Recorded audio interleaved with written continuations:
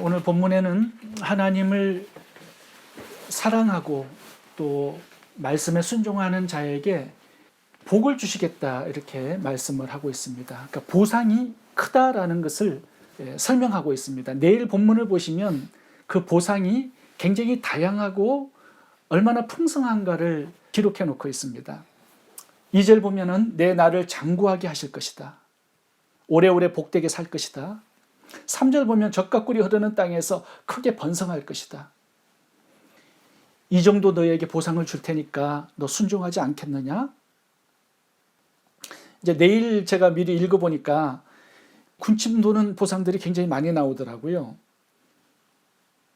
그리고 보면은 순종의 명령들을 보면 그렇게 크게 어려운 것들이 아닙니다. 10계명 그렇게 어려운 계명들이 아니죠. 마음만 먹으면 순종할 수 있는 것들입니다. 8개는 하지 말라는 것이고 그거 안 하면 그냥 순종할 수 있는 것이고요. 2개만 하라는 것이에요. 안식일을 기억하여 거룩히 지키라는 것이고 내 부모를 공경하라는 것입니다. 그러니까 어려운 명령을 줘서 우리를 괴롭히고 자유를 빼앗는 것이 아니라 우리를 복되게 하고 풍성하게 하는 이제 축복 때문에 명령을 강조하고 있는 것입니다. 5절에 보겠습니다. 5절에 보시면 우리가 순종해야 될 명령이 뭐냐 하면 마음을 다하고 뜻을 다하고 힘을 다하여 내 하나님 여호와를 사랑하라. 이것은 10계명에서 1계명에서 4계명까지 나오는 하나님 사랑을 좀 더 풀어서 설명하는 것입니다. 이거 어려운가요? 순종하기가? 좀 추상적이죠? 하나님을 사랑하는 거 좀 추상적입니다. 어떻게 사랑해야 될지 하나님 보이시지 않지 않습니까? 그래서 오늘 본문에서부터 하나님을 섬기고 사랑하는 1계명에서 4계명까지를 어떻게 실천하고 적용할 것인지를 신명기 6장에서 설명하고 있습니다. 5절에서 명령을 내리면서 이제 6절부터 보시면 하나님을 사랑하는 것이 어떤 것인가를 설명합니다. 6절부터 봐보세요. 말씀을 사랑하는 거예요. 이것이 하나님을 사랑하는 것과 동일한 것입니다. 6절에 보세요. 내가 명하는 이 말씀을 너는 마음에 새기고 자녀들에게 부지런히 가르치며 집에 앉았을 때든지 길을 갈 때든지 누워있을 때든지 일어날 때든지 말씀을 강론할 것이며 너는 또 그것을 내 손목에 매어 기호를 삼으며 내 미간에 붙여 표를 삼고 내 집 문설주와 바깥문에 기록할지니라. 5절에 여호와를 사랑하는 그 방법이 말씀을 사랑하는 것이다라고 설명을 하고 있는 것입니다. 그럼 말씀을 어떻게 우리가 실천하고 적용하는 것이 여호와를 사랑하는 것일까요? 오늘 본문에서 3가지로 적용해 보도록 하겠습니다. 말씀을 첫 번째로 적용할 대상은 내 자신의 마음입니다. 6절 보겠습니다. 내가 내게 명하는 이 말씀을 너는 마음에 새기고 하나님의 말씀이 돌에 새기듯이 도장을 파듯이 마음에 강력하게 자리를 잡을 수 있도록 하라는 것입니다. 다시 말하면 너의 전체를 움직이고 지배하고 다스리는 것이 하나님의 말씀이 되라는 것입니다. 말씀에 움직이고 걸어가고 일하고 말씀이 주인이 되게끔 하라는 것입니다. 그러니까 하나님을 사랑하게 되면 말씀을 사랑하게 되어 있습니다. 하나님을 사랑하는 그 증거가 말씀을 사랑하는 것으로 나타나게 되어 있다는 것입니다. 어제 우리가 본문을 보시면 이스라엘 백성들이 하나님께서 산에 직접 나타나서 말씀을 들려주시니까 너무 두려워하고 무서워했습니다. 그래서 모세에게 하나님 대신에 모세 목사님 당신이 우리들에게 말씀을 대신 전달해 달라고 요청을 합니다. 하나님께서 그것을 옳다고 말씀하시면서 그렇게 하셨어요. 백성들에게 전한 모든 말씀들을 모세에게 가르쳐 주시고 모세는 그것을 모세오경에 기록해서 남겼습니다. 하나님은 그 모세오경의 대표적인 말씀 10가지를 10계명으로 기록해서 돌판에 새겨서 주셨죠. 그렇다면 백성들이 하나님을 존중하고 사랑한다는 것을 무엇으로 증명할 수 있을까요? 하나님의 마음을 담아서 전달한 말씀을 존중하고 말씀을 사랑하고 말씀을 순종하는 것으로 나타나게 되어 있는 것이죠. 저는 성경에 하나님의 말씀을 가장 사랑하는 사람이 한 사람이 있다면 다윗이라고 생각합니다. 하나님을 너무 사랑하다 보니까요, 하나님의 말씀을 너무너무 사랑했습니다. 얼마나 사랑했냐 하면 시편 119편에 이렇게 기록해 놨습니다. 주의 계명은 나의 즐거움이니이다. 금 곧 많은 정금보다 더 사랑할 것이며 꿀과 송이꿀보다 더 달도다.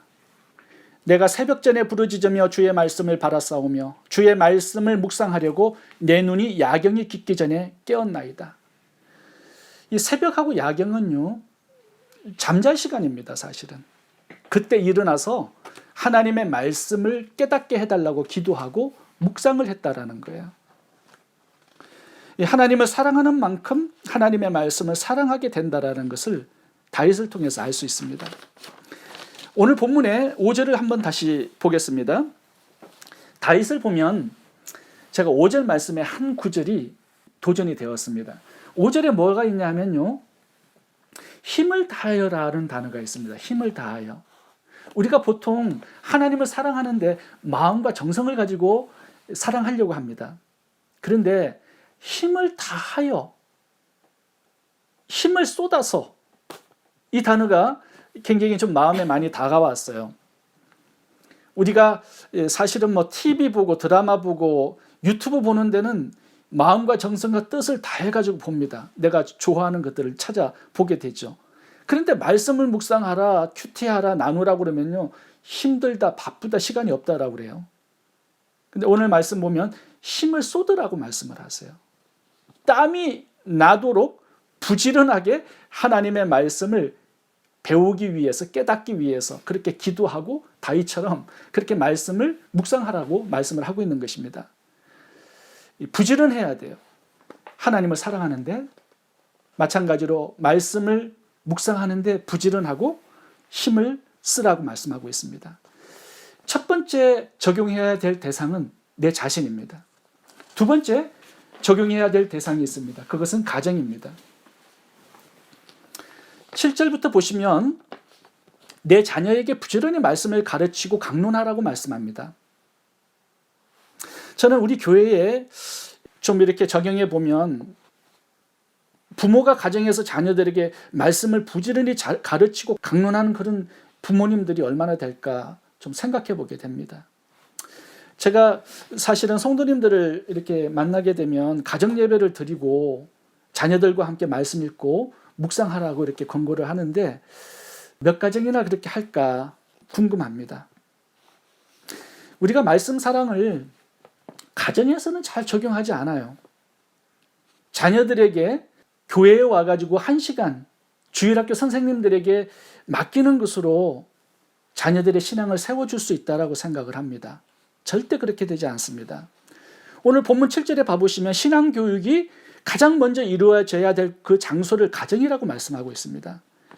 교회라고 얘기하지 않아요. 회당이라고도 얘기하지 않고. 자녀들에게 말씀을 가르쳐야 될 그 사람은 주일학교 선생이 아니라 목회자가 아니라 부모라고 말씀하고 있습니다.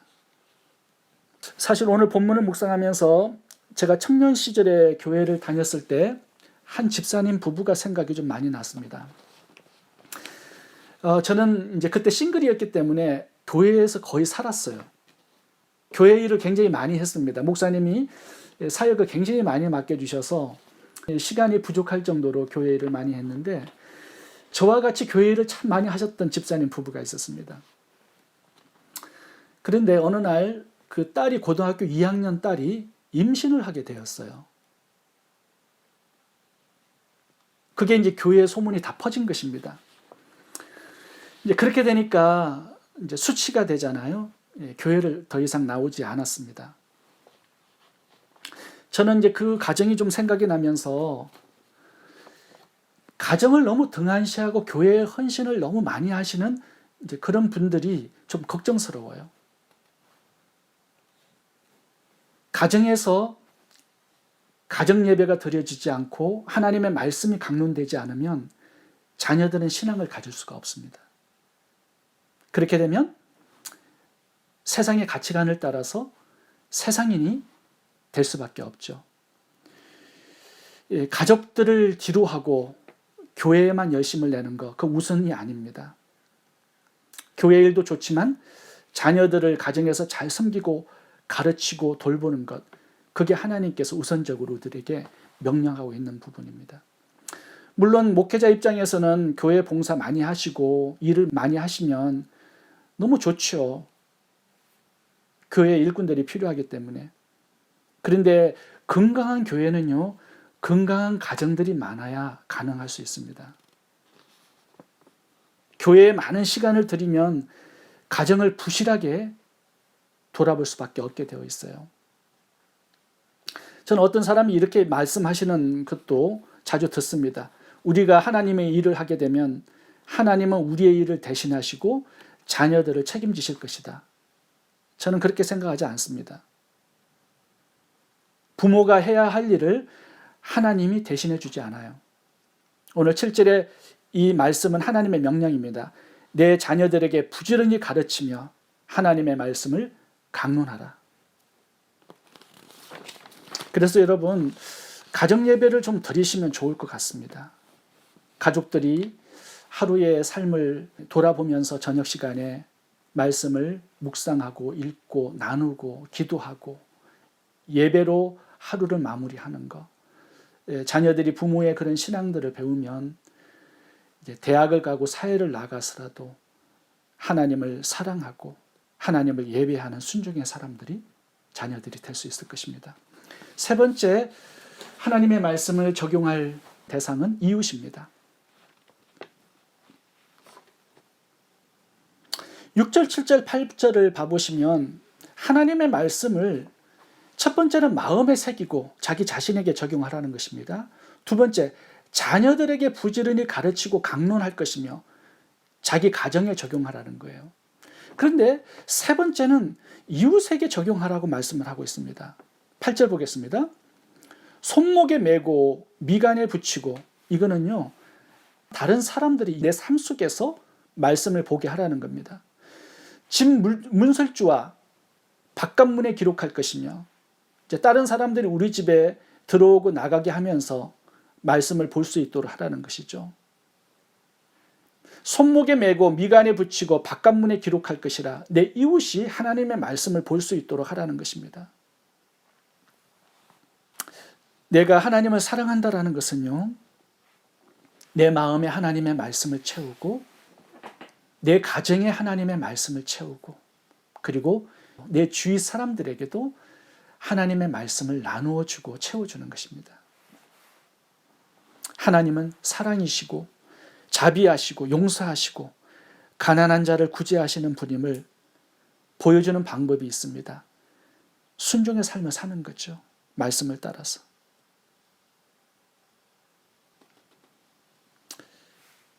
내가 안식일을 거룩히 지키고 부모를 공경하고 사람들을 미워하지 않고 음행하지 않고 도둑질하지 않고 거짓말하지 않고 욕심을 버리고 섬김의 사람이 되잖아요. 그러면 이웃들은 나를 통해서 하나님의 십계명 말씀을 읽고 보게 되는 것이죠.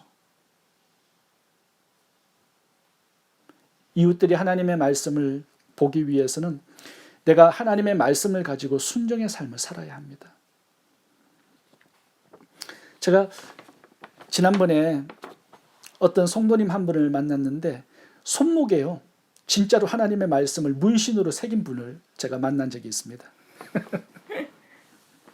어떤 분은 요한복음 3장 16절 말씀을요, 종아리에다가 문신으로 새기고 반바지 입고 다니는 분도 봤어요. 근데 만약에 그런 분들이요, 삶을 엉망으로 살잖아요. 그러면 하나님의 말씀이 욕을 먹는 것이죠. 그래서 미간에 이렇게 붙이고 손목에 메고 다니고 바깥문에 말씀을 기록하는데 내 삶은 엉망이에요. 그러면 사람들이 하나님의 말씀을 읽는 것이 아니라 마귀의 말씀을 읽게 되는 것이죠. 그래서 순종의 삶을 사는 것이, 말씀을 따라 사는 삶이 얼마나 하나님을 사랑하고 많은 이웃들이 하나님을 보고 사랑할 수 있도록 만들어주는 것인가, 굉장히 중요하게 생각해 보게 됩니다. 제가 이제 1대1 아동 결혼을 이렇게 주위에 많이 이렇게 권고를 해서 이제 국제 기아 대책을 통해서 1대1 아동 결혼을 많이 하시는 형제님 한 분이 계세요. 근데 이제 제가 그분을 이렇게 만나게 되면 잠언 19장 말씀이 늘 생각납니다. 가난한 자를 불쌍히 여기는 자는 여호와께 꾸이는 것이니 그 선행을 갚아주시리라. 어떤 사람을 만나면 하나님의 말씀이 떠올려지는 그런 사람이 있습니다. 제가 이제 북가주 선교대회를 예전에 했을 때 목사님들이 저를 만나면 목사님을 만나면 마태복음 28장 주님의 지상명령이 늘 많이 생각이 납니다. 모든 족속으로 가서 제자를 삼으라는 말씀이죠. 어떤 성도님들을 보면 하나님의 말씀이 이렇게 생각나게 하는 그런 분들이 있어요. 제가 지난번에 성도님 가정을 만났는데 그 성도님 가정이 부부싸움을 좀 자주 하는 편이세요. 그러니까 누가 항상 참냐하면 남편이 참으세요. 막 부인이 쏟아부으면 남편은 그냥 조용히 이렇게 화가 풀릴 때까지 기다리고 있습니다. 이제 그 여자 성도님이 저에게 남편을 이렇게 칭찬을 하면서 부부싸움 할 때 항상 남편을 대하면 마태복음 5장이 생각이 난대요. 온유한 자는 복이 있나니 제가 땅을 기업으로 얻을 것이며. 여러분, 많은 사람들이 나를 보며 어떤 하나님의 말씀을 떠올리고 생각나게 할지 한번 생각해 볼 수 있으면 좋을 것 같습니다.